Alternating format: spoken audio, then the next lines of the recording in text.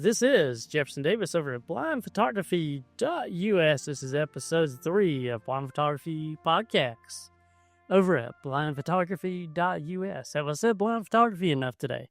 Probably not. Just wait and see. I'll also say it again at the end. So last week I said that I would get my wife on here today, but she is busy and these things do better if you put them out in the middle of the week. She's out working today, making money, and I am not working today. I am not making money. So that's no bueno. So today I wanted to talk to you about a couple different things. So I have a list today, believe it or not. So we're going to talk about digital and shooting digital cameras and the new update to the Sony A7C II, which is what I have. That's the only thing I can speak to. I'm not a big digital guy. I prefer film, but digital when you're blind is just awesome because of autofocus.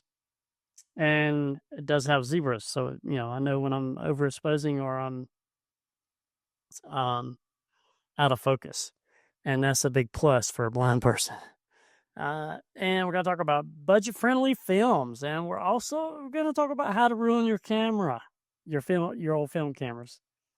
So this is Jefferson Davis again over at blindphotography.us. Please come check out the website and listen to the podcast. Let me know what you think.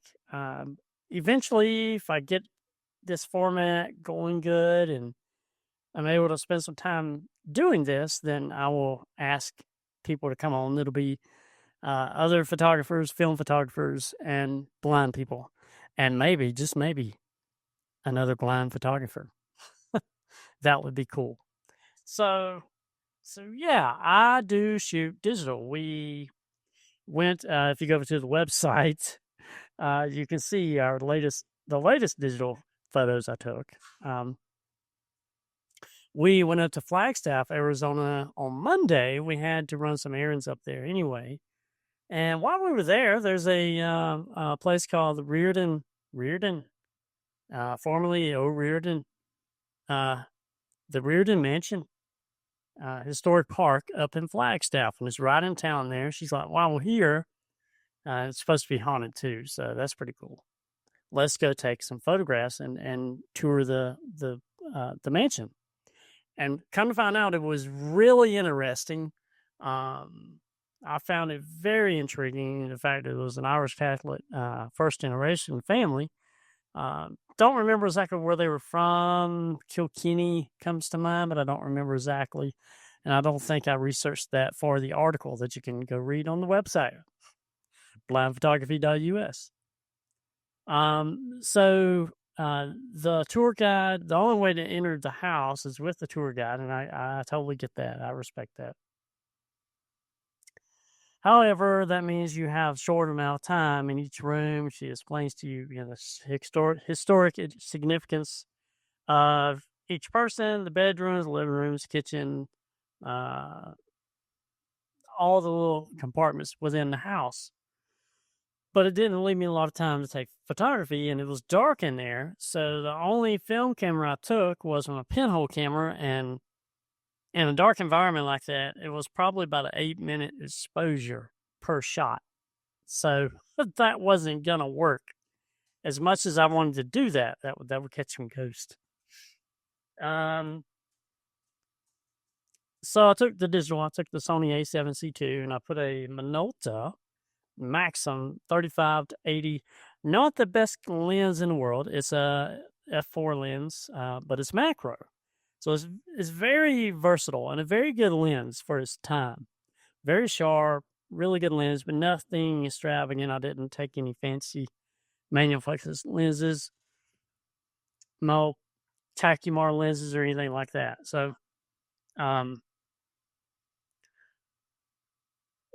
basically, I took it and I took pictures on the go, popping them off quick as I could go. And I got some really good pictures, but I did not know that the Riordans are the reason there really is the Flagstaff is the size that it is, because they were into lumber, and they had a huge lumber company. Their family was from Chicago. They were first generation brothers, and they married sisters who were related to the Babbitts, which is another big name, Arizona name. And Lake Mary, outside of Flagstaff, is actually named after, I believe, Timothy's daughter. Her name was Mary. And then Northern Arizona University, NAU, which is a huge university, was established by the Riordans. So they brought electricity to northern Arizona. They brought culture and really civilization to northern Arizona because it was pretty rough and tumble back in the day. This house was built in 1904. There were two brothers, Michael and Tim, I do believe. I wrote an article about it, and I've already forgotten. They married two sisters, and it's 13,000 square feet, but there's two ends to it. There's two wings. There's the east wing and a west wing, and each family had their own wing, but they could come together in this huge living area, fun area, where they could all sit around and play pool and sit by the fire and just have a good time. Or they could go be in their own, kitchens and dining rooms and their own dens and do their own thing. Or they could come together. So it's really interesting from multiple, and it was a arts and crafts style house, beautiful. Basically, it looked like a log cabin, an arts and crafts log cabin. It's a really cool place. You should go check out the pictures. They're on the website, only on the website. I don't have them on Instagram or anywhere else. Really fascinating place, fascinating family.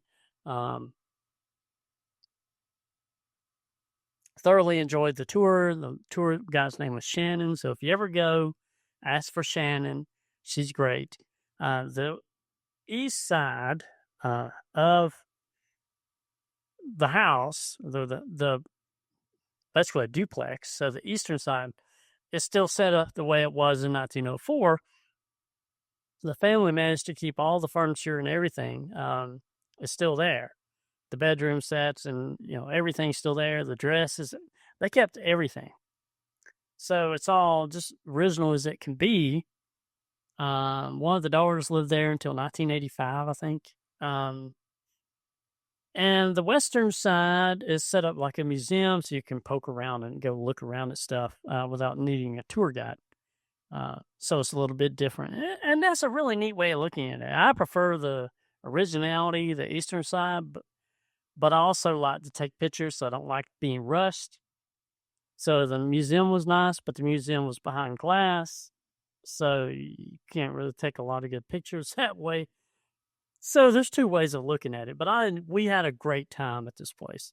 And what I was going to tell you about the Sony A7C II before I started talking about it, and by the way, we didn't see any ghosts or demons or anything while we were there.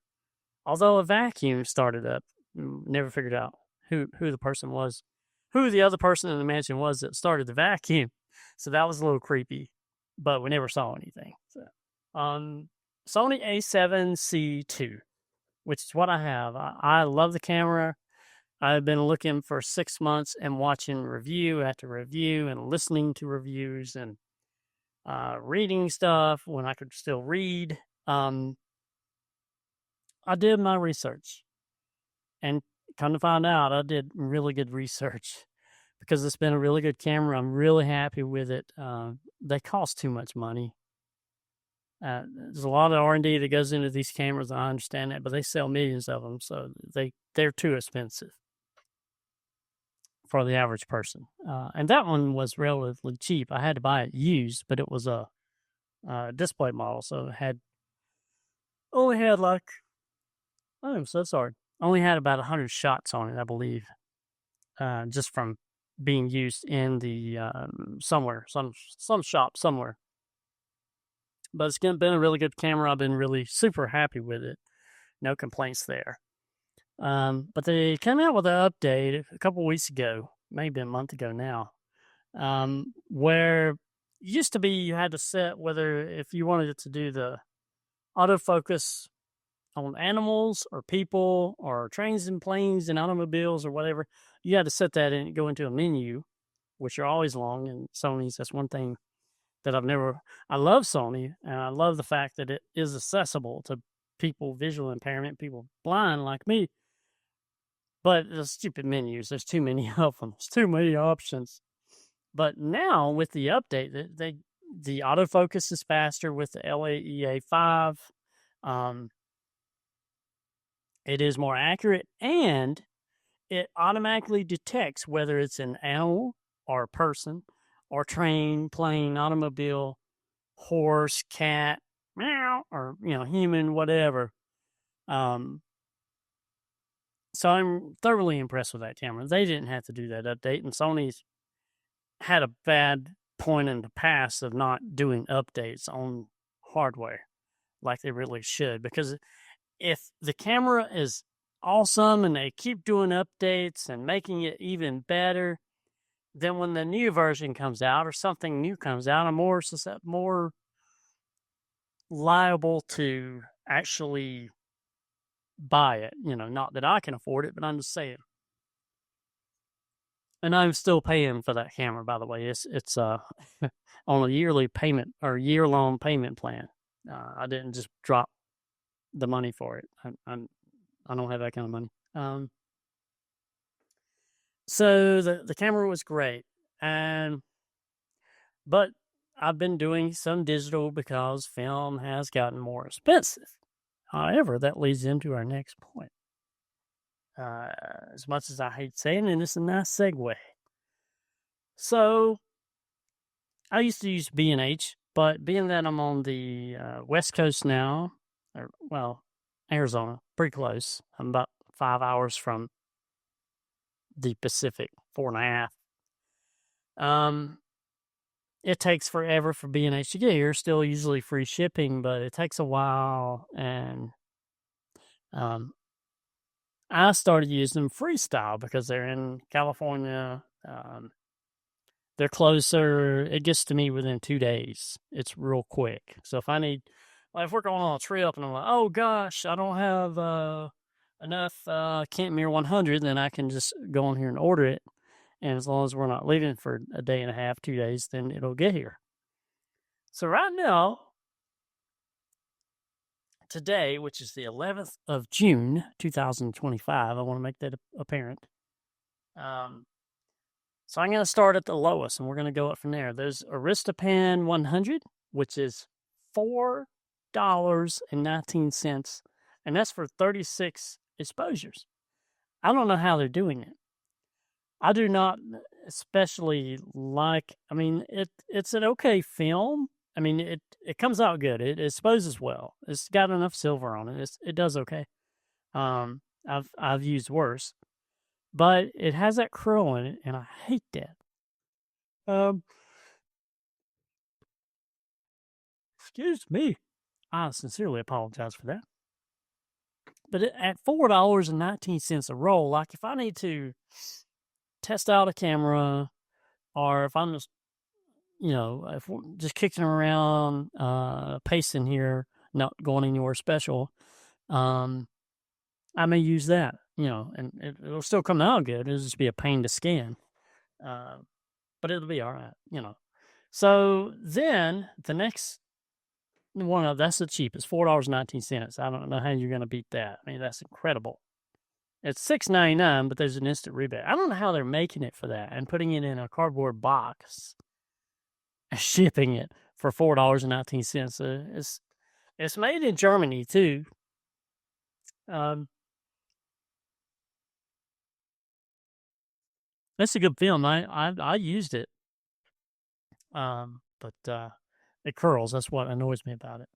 But that being said, if you take a damp, not wet, but mildly damp cloth, and you put the film under it in its film holder, right? The plastic film holders, archival quality. You put the mildly damp cotton towel, something soft, over the top of it. And then you put a very heavy books or a couple of heavy books on top of that. It will straighten out. It will, it's kind of like ironing it out, basically. So, that works too. The film is good. So we have Hoga 400, Uh, it is a short date special. I think it's almost ready to expire.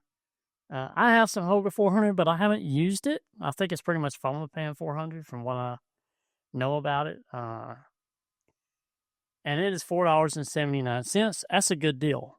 But I haven't used it yet, so give me some time to figure out if it's good or not. I'm not recommending it. I'm just saying it's a good deal. So then we have, and these are good films. You have Arista EDU Ultra 400. That is $5.09, but that's only for 24 exposures. And Arista EDU 100, both of which I've used, is $5.99. Then Arista 200 in the box, 24 exposure is $5.99. No, that's a real shocker. Then Arista EDU, this DX, I have this huge on my screen. DX 100, that's 24 exposures, $5.99. Then we have Funnel Pan 100, which I love. It's a great film. It has it has some minor issues, but it's a good film. It's past due, but it's $5.99, $6 a roll. It's not bad. Then here's the killer. Here is the killer, the really good one here. This is a really good deal. The Wolfen PF2, which is an ISO 3 film. And you want to talk about fine grain or no grain at all? This is it, people. This is it. Wolfen PF. I'm going to order some of that just to try it. That is 35 millimeter, by the way. That is not 120. Then we have also Wolfen DN21 13 ISO. 36 exposures, $6. I'm not going to give you all these. And then there's another Wolfen DP31 for $6. UN54 for $6. NP100, which I have used for $6. It's a good film.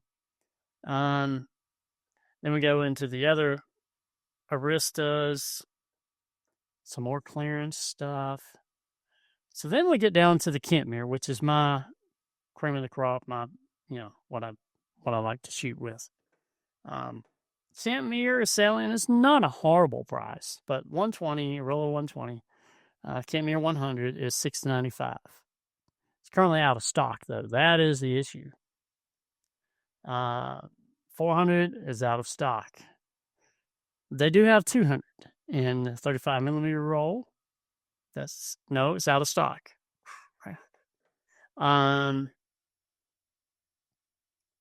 Then they got Funnel Pan 100 for $6.99. I'm looking for the Kentmere because that is what I shoot. Okay, so 35 millimeter roll, 24 exposures of Kentmere 100 is $7.09, and 400 is $7.09, and 200, 24. These are 24 exposures, not 36, $7.09. It's gone up, and that's it's inflation, but it's also tariffs and the threatening of tariffs. Has caused it to go up. Then there's Funnel Pan Retro 100, which I'm really intrigued to try sometime when I don't, when I want to waste money on something. My wife's like, no. Then you have Kentmere 136 exposure, which is what I've always bought. I bought it for $5 all day long. Now it's $7.95. And it's out. Most of it's out of stock. 100 and 400 are both out of stock, but they do have 200 and 36 exposures. Now,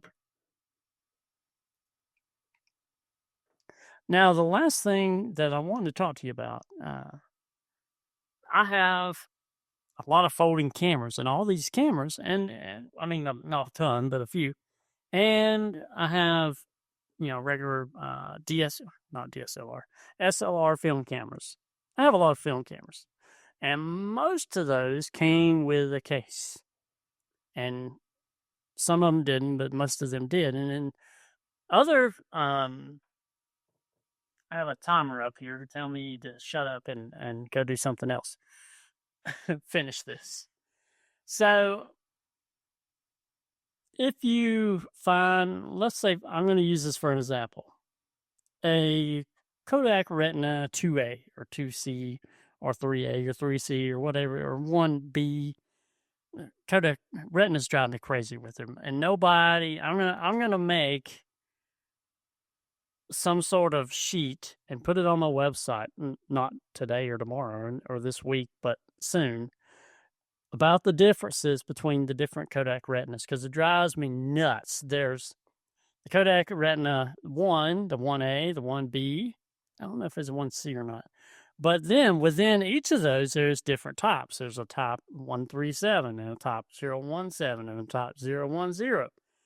So we need a chart and a breakdown of what are the differences between these cameras. But that aside, I'm getting off subject as I do. Sorry.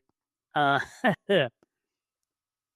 we have these film cameras and they come with cases.